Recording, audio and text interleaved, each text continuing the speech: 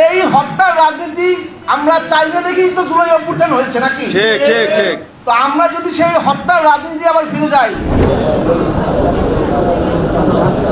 হাজারো শহীদ যারা তাদের তাজা রক্ত দিয়ে আমাদের নতুন একটা বাংলাদেশ দিয়েছে, তাহলে আমরা কি পেলাম?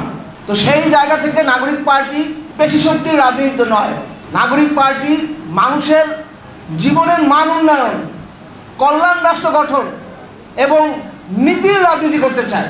এবং সেই রাজনীতির বার্তা নিয়ে আমরা পাড়ায় পাড়ায়, মহল্লায় মহল্লায় এদেশের মানুষের কাছে যাচ্ছি, মানুষ সাড়া দিচ্ছে।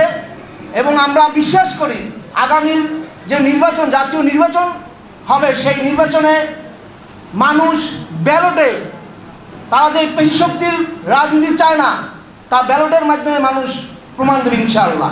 এদেশের মানুষ বিগত 54 বছরে যেই রাজনীতি চেয়েছিল যে তার জানমালের নিরাপত্তা পাবে, তার স্বাস্থ্যসেবার নিশ্চয়তা পাবে, তার যে নাগরিক অধিকার, সেই নাগরিক অধিকারের নিশ্চয়তা রাজনীতিবিদরা দিবে।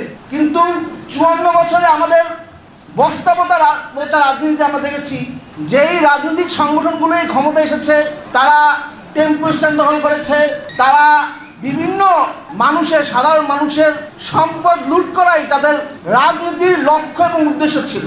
এবং এনসিপি যে নতুন ধারার রাজনীতির কথা বলছে, সেই নতুন ধারার রাজনীতি হবে যে এদেশের মানুষের জীবন মান উন্নয়ন করাই এদেশের রাজনীতি, এদেশের এনসিপির রাজনীতির মূল লক্ষ্য এবং উদ্দেশ্য হবে।